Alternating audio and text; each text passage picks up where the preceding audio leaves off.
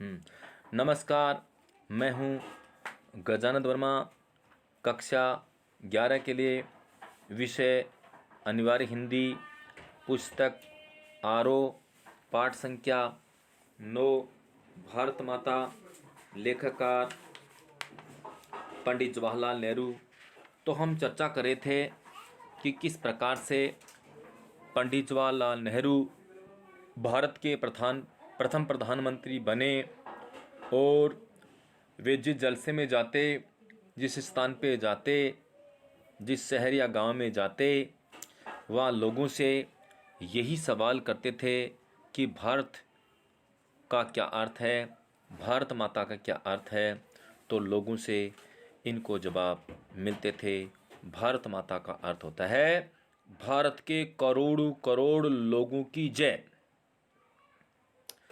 ये स्वयं भी इस बात को मानते थे किस प्रकार से हमारा जो भारत देश है इतना विस्तृत, इतना बड़ा, अनेक प्रकार की विभिन्नताओं में समाया हुआ, अलग राज्य, अलग खान पान, अलग अलग रीति रिवाज और विभिन्न धर्मों के लोग किस प्रकार से प्रेम से रहते थे, ये बातें इनके दिमाग में आती थी। तो हम इसके आगे आज पढ़ते हैं। मैं उत्तर पश्चिम में खैबर के दर्रे से लेकर दूर दक्षिण में कन्याकुमारी तक की अपनी यात्रा का हाल बताता और ये कहता कि सभी जगह किसान मुझसे एक से सवाल करते, क्योंकि उनकी तकलीफ़ें एक सी थी, यानी गरीबों, कर्जदारों, पूंजीपतियों के शिकंजे, जमींदार महाजन, कड़े लगान और सूद, पुलिस के जुल्म, और ये सभी बातें गुथी हुई थी उस ढड्ढे के साथ जिसे एक विदेशी सरकार ने हम पर लाद रखा था। विदेश सरकार ने लाद रखा था। महाजन कड़े लगाम लगाते थे, जुल्म करते थे, और कर्जदार थे वो दबते जा रहे थे, पूंजीपतियों के शिकंजे में जकड़ते हुए जा रहे थे। इसके अलावा जिसको जमींदार कह सकते हैं वो भी जुल्म करते थे। महाजन थे वो कठोर कड़े नियम लगाते थे। महाजन कड़े लगान और सूद लेते थे, ब्याज लेते थे। इस तरह से गरीब जनता उनके चंगुल में फंस करके परेशान रहती थी, किंतु वे लोग इनको इतनी तकलीफ़ें देते थे, इतनी इनको परेशान करते थे, लेकिन जुल्म भी इनको सहना पड़ता था। अब देखिएगा, मैंने इस बात की कोशिश की कि लोग सारे हिंदुस्तान के बारे में सोचें और कुछ हद तक इस बड़ी दुनिया के बारे में भी, जिसके हम एक जुज हैं। मैं अपनी बातचीत में चीन, स्पेन, अब्सीनिया, मध्य यूरोप, मिस्र और पश्चिमी एशिया में होने वाले कशमकशों का जिक्र भी ले लेता था। मैं उन्हें सोवियत यूनियन में होने वाली अचरज भरी तब्दीलियों का हाल भी बताता और कहता कि अमेरिका ने कैसी तरक्की की है। ये काम आसान न था, लेकिन जैसा मैंने समझ रखा था वैसा मुश्किल भी न था। इसकी वजह ये थी कि हमारे पुराने महाकाव्यों ने और पुराणों की कथा कहानियों ने, जिन्हें वे खूब जानते थे, उन्हें इस देश की कल्पना करा दी थी। और हमेशा कुछ लोग ऐसे मिल जाते थे जिन्होंने हमारे बड़े बड़े तीर्थों की यात्रा कर रखी थी, जो हिंदुस्तान के चारों कोनों पर हैं। अर्थात ऐसे बहुत सारे लोग मिल जाते थे। नेहरू जी कहा करते थे कि ऐसे बहुत सारे लोग मिल जाते थे जिन्होंने बहुत सारे जगहों की यात्रा की थी, किस्से, कहानियाँ, वेद, पुराण जिन्होंने पढ़ा था। अर्थात उन्होंने संस्कृति को बहुत बारीकी से देखा है। उनकी चर्चा मैं आपके सामने कर रहा हूँ। ऐसा पंडित नेहरू लोगों के बीच में कहते थे। लोगों के दिल और दिमाग पर वो राज करने वाले थे। और वो तो भारत के प्रधानमंत्री थे। इससे पूर्व हमने अंग्रेजों की दास्ता को बड़ी बेरहमी से, बड़ी तकलीफ़ों के साथ में सहा। साथ में साथ यहाँ के जमींदार, यहाँ के सेठ, राजा, न जाने सिपाही, न जाने कितने सारे लोग जनता पर जुल्म करते थे, जनता का शोषण करते थे, लेकिन उनके विरुद्ध कार्रवाई नहीं हो पाती थी। आज भारत जब आज़ाद हो गया, जीने का तरीका, कल्चर, सब कुछ बदल गया। लोग अपने जीवन को अपने तरह से जीते हैं। इस समय शक्तिशाली लोगों का जो प्रभाव, उनका प्रभुत्व गरीब जनता पर होता था। वे गरीब जनता का अत्याचार करते थे, उनका शोषण करते थे, किंतु गरीब जनता के पास जवाब देने के लिए कुछ नहीं होता था, क्योंकि वो गरीब जनता मजबूर थी। जिन्होंने हमारे बड़े बड़े तीर्थों की यात्रा कर रखी थी, जो हिंदुस्तान के चारों कोनों पर हैं, या हमें पुराने सिपाही मिल जाते हैं जिन्होंने पिछली बड़ी जंग में या योद्धाओं के सिलसिले में विदेशों में नौकरियां की थी। सन 30 के बाद जो आर्थिक मंदी पैदा हुई, उसकी वजह से दूसरे मुल्कों के बारे में मेरे हवाले उनकी समझ आ जाते थे। कभी ऐसा भी होता कि जब मैं किसी जलसे में पहुंचता, किसी फंक्शन समारोह में पहुंचता, तो मेरा स्वागत भारत माता की जय इस नारे से जोर के साथ किया जाता था।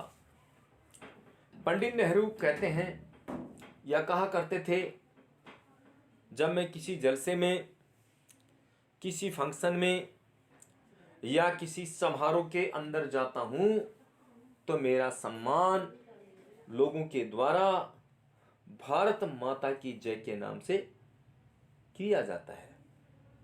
इनके मन में सवाल उठता कि आखिर भारत माता है कौन?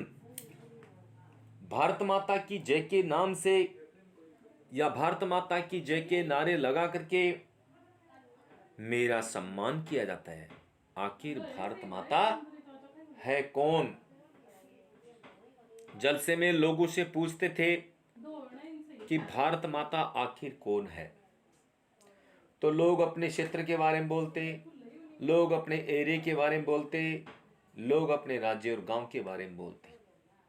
कुछ लोग इसका सटीक जवाब भी देते, किंतु ये बताते भारत माता का शाब्दिक अर्थ है भारत में निवास करने वाले करोड़ों करोड़ लोगों की जय, अर्थात उनकी जय है, उनकी विजय है तो मेरी भी जय है। इस तरह से उनका मानना ये था।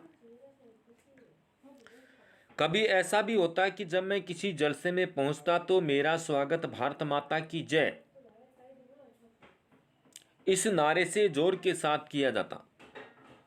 मैं लोगों से अचानक पूछ बैठता कि इस नारे से उनका क्या मतलब है, क्या सरोकार है, ये भारत माता कौन है जिसकी वे जय चाहते हैं।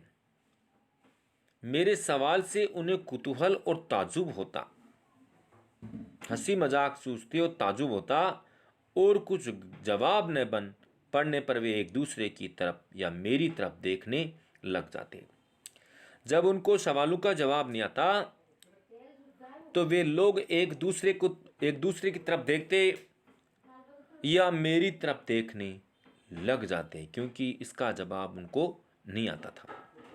मैं सवाल करता ही रहता आखिर एक हट्टे कट्टे जाट ने, जो अनगिनत पीढ़ियों से किसानी करता आया था, जवाब दिया कि भारत माता से उसका मतलब धरती से है। एक मोटा तगड़ा आदमी था जिसने बहुत समय निकाला होगा। उससे जवाब पूछा गया तो उसने कहा, भारत माता का जवाब ये कहा कि धरती से है। कौन सी धरती? खास उनके गांव की धरती, या जिले या सूबे की, या सारे हिंदुस्तान की धरती से उनका मतलब है? इस तरह सवाल जवाब चलते रहते। जब वो सवाल जवाब करते कि भाई किस धरती की तुम बात करते हो, आपके गांव की धरती, आपके शहर की धरती, या पूरे हिंदुस्तान की धरती, इस तरह के सवाल जवाब चलते रहते थे। तो इस तरह के सवाल जवाब चलते रहते थे, इस तरह के सवाल जवाब चलते रहते, यहाँ तक कि वे ऊब कर मुझसे कहने लगते कि मैं ही बताऊं। मैं इसकी कोशिश करता और बताता कि हिंदुस्तान वह सब कुछ है जिसे उन्होंने समझ रखा है, लेकिन वह इससे भी बहुत ज़्यादा है। हिंदुस्तान के नदी और पहाड़, जंगल और खेत जो हमें अन्न देते हैं, ये सभी हमें अजीज हैं। पहाड़ हैं, नदी है, घाटियां हैं, जंगल है। इसके अलावा खेत खलिहान हैं जिनके द्वारा हमें खाद्यान्न मिलता है, अनाज मिलता है। ये सारी चीज़ें अजीज हैं, बहुत प्रिय हैं। लेकिन आखिरकार जिनकी गिनती है वे हैं हिंदुस्तान के लोग, उनके और मेरे जैसे लोग जो सारे देश में फैले हुए हैं। भारत माता दरअसल यही करोड़ों लोग हैं, और भारत माता की जय से मतलब हुआ इन लोगों की जय। क्या कहा कि भारत माता किसे कहा है? यहाँ के करोड़ों लोगों की जय।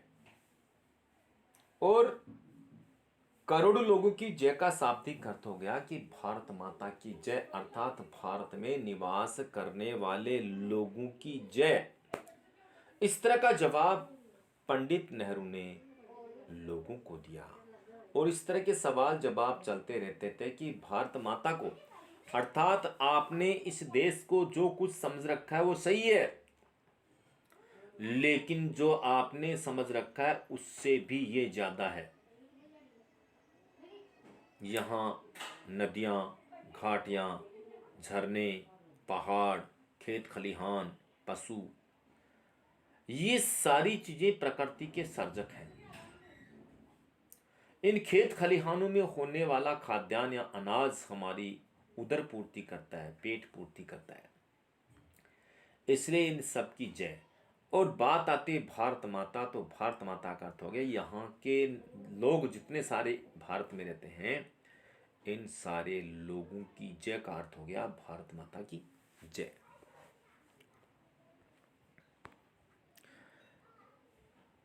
यहाँ के करोड़ों करोड़ों लोगों की जय का शाब्दिक अर्थ हो गया कि यहाँ के करोड़ों लोगों की जय।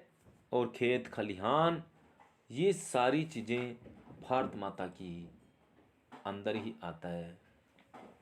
मैं उनसे कहता कि तुम इस धरती माता के अंश हो, तुम इस धरती माता के अंश हो। एक तरह से तुम ही भारत माता हो। भारत माता तुम ही हो क्योंकि तुम यहाँ जीवन यापन करते हो। और जैसे जैसे विचार उनके मन में बैठते, उनकी आंखों में चमक आ जाती। इस तरह मानो उन्होंने कोई बड़ी खोज कर ली हो। पंडित नेहरू लोगों के सामने जाकर के यही कहते, क्योंकि जैसे ही वो किसी जलसे में जाते, किसी समारोह में जाते, तो लोग भारत माता की जय के नारे लगाते थे। लोगों से प्रश्न करते कि आखिर भारत माता कौन है, आप किसके जय के नारे लगाते हैं। लोग नारे तो लगा देते, लेकिन उनको इन सवालों का जवाब नहीं आता। ऐसी स्थिति में वो एक दूसरे की तरफ देखते या मेरी तरफ देखने लग जाते क्योंकि उनको इन सवालों का जवाब नहीं आता। पंडित नेहरू उनसे पूछते कि भारत माता की जय का शाब्दिक अर्थ हो गया आपके गांव की जय, या आपके शहर की जय, या आपके राज्य की जय। वो कहा करते थे, आपने इस देश को क्या समझ रखा है? जितना आपने इस देश को समझ रखा है ये उससे भी ज्यादा है, उससे भी ज्यादा है। अर्थात आप जैसा आपने विचार कर रखा है उससे भी ये ज्यादा है। यहाँ के करोड़ों जनता के बारे में विचार करते हुए कहते हैं कि यहाँ के करोड़ करोड़ लोगों की जय का शाब्दिक अर्थ हो गया कि भारत माता की जय। जब यहाँ के लोगों को विजय हासिल होगी, यहाँ के लोगों की जय होगी, तो भारत माता की जय अपने आप ही हो जाएगी।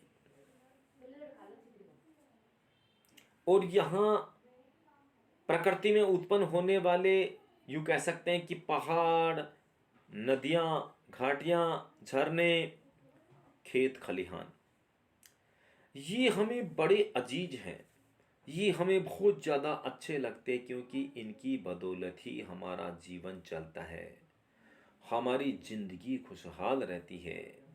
इनका मानना था कि इनकी बदौलत ही हमारे जीवन को हमने अच्छा बनाया है, हम अपने जीवन को सही तरीके से जी पाते हैं। हम इनको नकार नहीं सकते, क्योंकि इस खाद्यान्न के द्वारा, जिस खाद्यान्न के द्वारा हमारा जीवन चलता है, उसके बारे में विचार किया। इसके अलावा उन्होंने बताया कि अन्य जो पड़ोसी देश हैं उनकी तुलना में भी हमारा देश कमजोर नहीं है। पंडित नेहरू ने जिक्र किया रूस का, वहाँ की व्यवस्था भिन्न तरह की है। इसके अलावा उन्होंने जिक्र किया अमेरिका का, किस प्रकार से महाशक्ति बना है, किस तरह से वो पावरफुल देश बना है। तो उनका इशारा ये था कि हम भी इस तरह से पावरफुल देश बन सकते हैं। इशारा उनका सही था। लेकिन देखिएगा, एक व्यक्ति के विचार करने से, एक व्यक्ति की कोशिश करने से पूरा देश बदला नहीं जा सकता। हाँ, सारे लोग मिल करके, उनके हाँ में हाँ मिला करके, जीवन में उनकी बातों को उतार करके अगर सारे लोग एक साथ आगे बढ़ेंगे तो निश्चित रूप से देश की प्रगति में चांद चांद लग जाएंगे। ऐसे तो नियम बहुत से बनते हैं, लेकिन ज़रूरी नहीं है नियमों का पालन कितने लोग कर पाते हैं। नियमों की धज्जियाँ लोग उड़ाने वाले ज़्यादा मिलते हैं, क्योंकि नियमों की पालना करने में कई प्रकार की समस्याओं का सामना करना पड़ता है। लेकिन जब नियमों का पालन नहीं करना पड़ता, नियम की पालना नहीं करनी पड़ती, तब इस तरह की कोई समस्या सामने नहीं आती। तो नियमों की पालना करना कठिन कार्य है, नियमों की पालना करना भी बहुत मुश्किल कार्य है। तो उन्होंने अंत में जाकर कहा भी था कि मैं उनसे कहता कि तुम इस भारत माता के अंश हो, अर्थात आपका जन्म इस भारत देश में हुआ और इस धरती माँ के तुम अंश हो। एक तरह से तुम ही भारत माता हो। कौन भारत माता? यहाँ जीवन यापन करने वाले जितने सारे लोग हैं, ये सारे लोग ही भारत माता है, अर्थात इस धरती के तुम अंश हो, इस धरती के तुम पुत्र हो। और जैसे जैसे विचार उनके मन में बैठते, ये विचार उनके मन में डालते, उनके विचार मन में बैठते, उनकी आंखों में चमक आ जाती है। विचारों को सुनकर के चमक आ जाती है कि हम ही भारत के निवासी हैं और हम इस भारत माता के अंश हैं। और जिस भारत माता की जय हम बोल रहे हैं, वो भारत माता की जय का शाब्दिक अर्थ हो गया हमारी ही जय। क्योंकि हमारे हिंदुस्तान के अंदर, हमारे भारत के अंदर हम करोड़ों लोग यहाँ जीवन यापन करते हैं, और करोड़ों लोगों के जीवन यापन करने से हम हिंदुस्तान के भारतीय लोग हुए। ऐसा महसूस करके उनको बहुत ज़्यादा गौरव महसूस होता, अपने आप को बड़पन महसूस होता। इस धरती पर मेरा जन्म हुआ, इस धरती पर हमारा जन्म हुआ, हम हिंदुस्तान के, हम इस भारत के निवासी हैं, और हमारे भारत देश की जय का अर्थ हो गया हमारी विजय, हमारा पराक्रम, हमारा नाम। ये विचार कर करके लोगों के मन में देश के प्रति श्रद्धा की भावना उमड़ पड़ती। क्योंकि इससे पूर्व यहाँ अंग्रेजों का शासन था, अंग्रेजों के द्वारा कानून बनाया हुआ था। इसके अलावा उस ढर्रे के अंदर नीचे काम काज करने वाले जितने सारे लोग, जमींदार हैं, सेठ हैं, न जाने कितने सारे लोग हैं, वे जनता का शोषण करते थे। अब जब भारत हमारा स्वतंत्र हो गया तो यहाँ सारे सिस्टम नियम और कायदों के हिसाब से चल रहे थे। ऐसी स्थिति में यहाँ के लोगों को आनंद की अनुभूति होती थी। जैसे जैसे विचार उनके मन में बैठते, उनकी आंखों में चमक आ जाती। इस तरह मानो उन्होंने कोई बड़ी खोज कर ली हो। आज ये पाठ ही संपन्न होता है। Thank you. Okay bye.